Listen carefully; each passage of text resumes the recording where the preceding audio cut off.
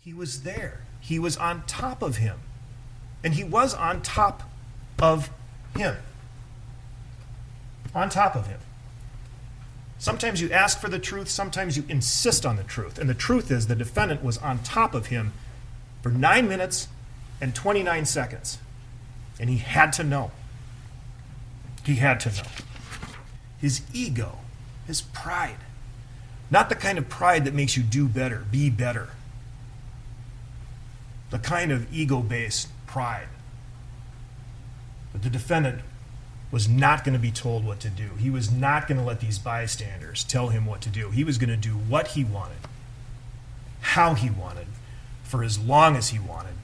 And there was nothing they could do about it because he had the authority. He had the power of the badge and the other officers. And the bystanders were powerless. He betrayed the badge and everything it stood for. It's not how they're trained. It's not following the rules. This is not an anti-police prosecution. It's a pro-police prosecution. This case is exactly what you thought when you saw it first, when you saw that video. It is exactly that. You can believe your eyes. It's exactly what you believed. It's exactly what you saw with your eyes. It's exactly what you knew. It's what you felt in your gut. It's what you now know in your heart. This wasn't policing. This was murder. The defendant is guilty of all 3 counts. All of them.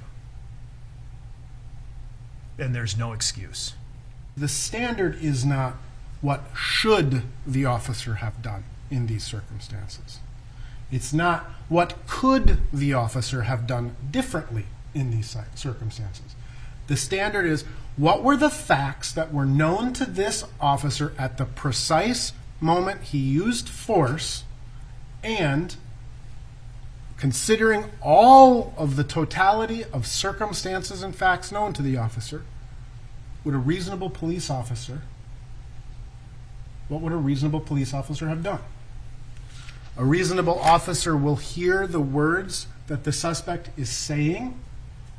I'm a good guy, I'm a good guy, I'm a good guy, I'm claustrophobic, and he's going to compare those words to the actions of the individual, right? Because this is part of the analysis. Because I can say, I'm going to cooperate with you, I'm going to do whatever I want, but if my behavior is inconsistent with what I am saying, a reasonable officer takes that into consideration. You have to take into account that officers are human beings, capable of making mistakes in highly stressful situations. In this case, the totality of the circumstances that were known to a reasonable police officer in the precise moment the force was used demonstrates that this was an authorized use of force,